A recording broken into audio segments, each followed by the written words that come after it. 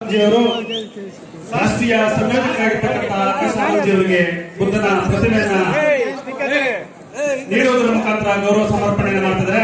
ಈಗ ಬಿಬಿಎಂಪಿ ಘಟಕದ ಅಧ್ಯಕ್ಷರಾಗಿರ್ತಕ್ಕಂತಹ ಸಂದೀಪ್ ಮಾರ್ಸಂದ್ರ ಮತ್ತು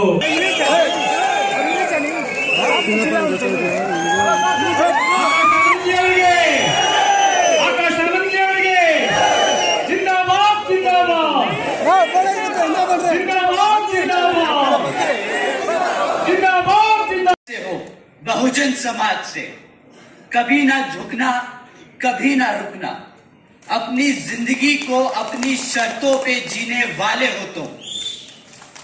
बहुजन समाज वो कहते हैं ना कि अगर किसी चीज की लत लग जाए तो वो आदमी की पहचान बन जाती है।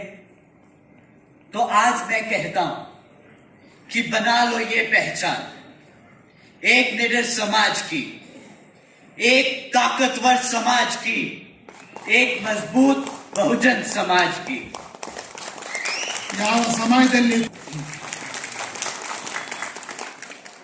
बाबा साहब डॉक्टर भीमराव अंबेडकर जी ने लोकतंत्र की कुछ इस तरह व्याख्या की थी: a form and a method of government whereby revolutionary changes in the economic and social life of the people are brought about without bloodshed. Imagine this version of India. ಇದನ್ನ ನಾವು ಸ್ವಲ್ಪ ಕಲ್ಪನೆ ಮಾಡ್ಕೊಂಡು ಇದು ಹೆಂಗಿರುತ್ತೆ ಇಂತಹ ಭಾರತ. बच्चों के बीच भेदभाव नहीं होता, ऐसा है बाबा साहब के विचारों का भारत. ಶಾಲೆಗಳಲ್ಲಿ ಮಕ್ಕಳ ಮಧ್ಯೆ, ವಿದ್ಯಾರ್ಥಿಗಳ ಮಧ್ಯೆ, ವಿದ್ಯಾರ್ಥಿಗಳ ಮಧ್ಯೆ ಯಾವುದೇ ರೀತಿ ಭೇದ ಭಾವ ಇರೋದಿಲ್ಲ. ಇದು ಬಾಬಾ ಸಾಹೇಬ್ ಅಂಬೇಡ್ಕರ್ ಕಲ್ಪನೆಯ ಭಾರತ. महिलाओं पर अत्याचार नहीं होता, ऐसा है बाबा साहब के विचारों का भारत. ಮಹಿಳೆಯರ ಮೇಲೆ ಅತ್ಯಾಚಾರ ನಡೆಯೋದಿಲ್ವೋ, ಎಲ್ಲಿ ಮಹಿಳೆಯರಿಗೆ ಸಮಾನವಾದ ಅವಕಾಶ ಇರುತ್ತೋ ಅದು ಬಾಬಾ ಸಾಹೇಬ್ ಅಂಬೇಡ್ಕರ್ ಕಲ್ಪನೆಯ ಭಾರತ. आपकी जाति देखकर नहीं, आपकी काबिलियत पर होता है, ऐसा है बाबा साहब के विचारों का भारत. ಯಾವ ದೇಶ हर जाति और धर्म को बराबर का सम्मान मिले, ऐसा है बाबा साहब के विचारों का भारत. अब doctor Bhimrao Ambedkar ji believed in an India where women had the same rights as men. But sadly, we don't live in Baba Sahab's version of India. Baba Saheb ಹಕ್ಕುಗಳಿರುತ್ತೋ ಅಷ್ಟೇ ಅವಕಾಶಗಳು ಹಕ್ಕು ಹೆಣ್ಮಕ್ಳಿಗೂ ಸಹಿತ ಇರುತ್ತೆ, ಮಹಿಳೆಯರಿಗೂ ಇರುತ್ತೆ. ಆದ್ರೆ ದುರಂತ ಏನಂತ ಹೇಳಿದ್ರೆ अंत तो ये है कि आज यहाँ कर्नाटक में जो बीजेपी की सरकार चल रही है वह जनता और बहुजन समाज विरोधी है. ಇವತ್ತಿನ ವಾಸ್ತವಾಂಶ ಏನಂತ ಹೇಳಿದ್ರೆ ಇಲ್ಲಿನ ಸರ್ಕಾರ, ರಾಜ್ಯ ಸರ್ಕಾರ, ಬಿಜೆಪಿ ಸರ್ಕಾರ, ಈ ಬಿಜೆಪಿ ಸರ್ಕಾರ ಇಲ್ಲಿ ಜನ ವಿರೋಧಿ ಆಗಿದೆ. ಬಹಳ ಮುಖ್ಯವಾಗಿ ಬಹುಜನ ವಿರೋಧಿ ಸರ್ಕಾರ ಮತ್ತೆ ವ್ಯವಸ್ಥೆ ಇವತ್ತಿಲ್ಲಿದೆ. ಇದು ನಮ್ಮ ದುರಂತ. किया उसी भाजपा की सरकार के दौरान 40,000 से ज्यादा बहन बेटियों पर अत्याचार के केस दर्ज किए गए. ಈ ಬಿಜೆಪಿ ಸರ್ಕಾರದಲ್ಲಿ ಇವತ್ತಿನ ಅವಧಿಯಲ್ಲಿ ಗೋಹತ್ಯೆ ನಿಷೇಧವನ್ನ ಕಾಯ್ದೆಯನ್ನ ಜಾರಿ ಮಾಡಿದ್ದಾರೆ. ಗೋವುಗಳನ್ನ, ಗೋಮಾತನ ರಕ್ಷಣೆ ಮಾಡೋದಕ್ಕೆ ಇವರು ತುದಿಗಾಲ ಮೇಲೆ ನಿಂತಿದ್ದಾರೆ, ಅದಕ್ಕಾಗಿ ಭದ್ರಾಗಿದ್ದಾರೆ. ಆದ್ರೆ ಇದೇ ಭಾರತದಲ್ಲೇ ನಿಜವಾದ ಮಾತೆಯರಿದ್ದಾರಲ್ಲ, ಮಹಿಳೆಯರಿದ್ದಾರಲ್ಲ, ಅವರು 40,000 ಮಹಿಳೆಯರು ಪ್ರತಿ ವರ್ಷ ಅವ್ರ ಮೇಲೆ ಅತ್ಯಾಚಾರಗಳು ನಡೀತಾ ಇದೆ.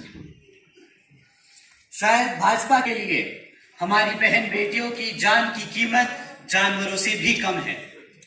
ಈ ಬಿಜೆಪಿ ಸರ್ಕಾರದಲ್ಲಿ ದನ ಕರುಗಳಿಗೆ ಇರ್ತಕ್ಕಂಥ ಮರ್ಯಾದೆ ಹೆಣ್ಮಕ್ಳಿಗಿಲ್ಲ ಆಗಿದೆ.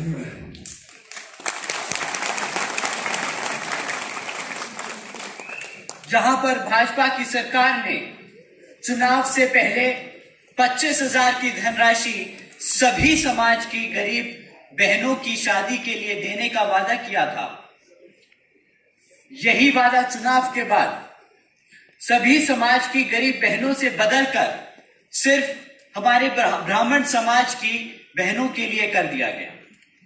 शायद भाजपा की सरकार के लिए दलित समाज, पिछड़े वर्ग और अल्पसंख्यक समाज की बहनों की शादी में आर्थिक मदद करने की कभी से नियत ही नहीं थी. ಚುನಾವಣೆ ಹೇಳ್ತು ಎಲ್ಲಾ ಹೆಣ್ಮಕ್ಳಿಗೆ ಮದುವೆ ಕಾಲಕ್ಕೆ 25,000 ರೂಪಾಯಿ ಧನ ಸಹಾಯ ನೀಡಿದ್ವಿ ಅಂತ ಹೇಳಿದ್ರು. ಆದ್ರೆ ಚುನಾವಣೆಯ ನಂತರ ಇಲ್ಲಿರ್ತಕ್ಕಂಥ SC ST OBCಗಳಾಗ್ಲಿ ಅಲ್ಪಸಂಖ್ಯಾತರಾಗ್ಲಿ ಆ ಹೆಣ್ಮಕ್ಳ ಮದುವೆ ಕಾಲಕ್ಕೆ ಯಾವುದೇ ಧನ ಸಹಾಯ ಬಂದಿಲ್ಲ. ಮಹಿಳೆಯರಿಗಾಗಿ ನಾನು ಧನ ಸಹಾಯ ಮಾಡ್ತೀವಿ ಮದುವೆ ಕಾಲಕ್ಕೆ ಅಂತ ಹೇಳಿದಂತ ಮಾತು ಇಲ್ಲಿರ್ತಕ್ಕಂಥ ಬ್ರಾಹ್ಮಣ ಸಮಾಜ ನಮ್ಮ ಸಹೋದರಿಯರಿಗೆ ಮಾತ್ರ ಕೊಡ್ತಾ ಇದ್ದಾರೆ. ಅಂದ್ರೆ ಬ್ರಾಹ್ಮಣ ಸಮಾಜನ ಹೊರತುಪಡಿಸಿ ಉಳಿದವರು ಯಾರೂ ಸಹಿತ ಇವ್ರ ಕಣ್ಣಿಗೆ ಮಹಿಳೆಯರಾಗಿ ಕಾಣಿಸ್ತಾ ಇಲ್ವಾ? भाजपा की सरकार ने चुनाव से पहले हमारी गरीब महिलाओं के लिए सैनिटरी नैपकिन्स देने का वादा किया था. उसी भाजपा की सरकार ने चुनाव के बाद हमारी गरीब बहनों को महिलाओं को एक भी सैनिटरी नैपकिन उपलब्ध नहीं कराया. चुनावणे भाजपा की सरकार के लिए हमारी गरीब महिलाओं की जिंदगी की कीमत जिंदगी की ही कीमत कोई नहीं रह गई. बेहाल है तो मन की बात सुनाकर बोलते हैं अरे हम तो फकीर आदमी हैं, झोला उठाकर चल पड़ेंगे. इले का वादा 10 करोड़ नौकरी देने का, केंद्र की सरकार का वादा महंगाई कम करने का, केंद्र की सरकार का वादा गरीबी खत्म करने का. क्या यहां बैठे मेरे साथियों की लग गई नौकरियां? ಇಲ್ಲಿ ಕೂತಿರ್ತಕ್ಕಂಥ ನಿಮಗಾಗಿ ಬೆಲೆ ಏರಿಕೆ ಕಡಿಮೆ ಆಗಿದೆಯಾ ಇವತ್ತು? क्या आप लोगों की बढ़ी आमदनी? जो 10 करोड़ नौकरी देने का वादा किया था, 10 करोड़ तो दूर 5 करोड़ लगी हुई मैन्युफैक्चरिंग सेक्टर में वो नौकरियां भी आज घटकर सिर्फ 2.5 करोड़ रह गई हैं. 10 ಕೋಟಿ ನೌಕರಿಗಳು ಕೊಡ್ತೀನಿ ಅಂತ ಹೇಳಿದ್ದವರು 10 ಕೋಟಿ ಬೇಡ 5 ಕೋಟಿ ಯಾರು ಕೊಡ್ತಾರಂದ್ರೆ ಅದಲ್ಲ. ಇರ್ತಕ್ಕಂಥ ಉದ್ಯೋಗಗಳಲ್ಲೇನೆ 2.5 ಕೋಟಿ ಕಡಿಮೆ ಆಗಿ ಬಂದು ಕೂತಿದೆ. ಈಗ ಬರೀ 2.5 ಕೋಟಿ ಮಾತ್ರ ಇದೆ. ಹೆಚ್ಚು ಕಡಿಮೆ ಇವತ್ತು 3-4 ಕೋಟಿ ಉದ್ಯೋಗಗಳು ಇವತ್ತು ಕಡಿತ ಆಗಿದೆ. ನೌಕರಿಗಳು साथ साथ राज्य की सामाजिक व्यवस्था के लिए भी अनेकों कार्य किए. बहन कुमारी देश में पहली बार सरकारी कॉलेजेस के स्टूडेंट हॉस्टल्स में अन्य पिछड़े वर्गों के छात्रों के लिए 27% आरक्षण की व्यवस्था तय की.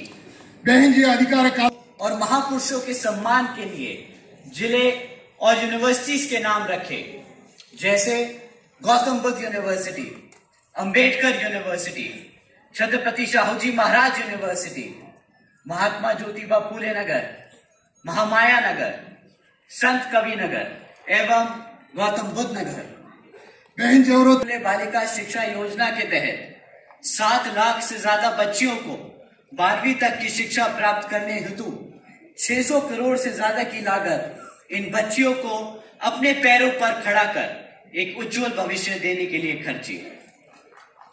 माता Savitri Very happy to introduce and welcome to most promising leader, none of others, Akash Anand ji, to the land of Baswanna and Nalwadi Krishna Vadiyar, the philosopher king of Mysore.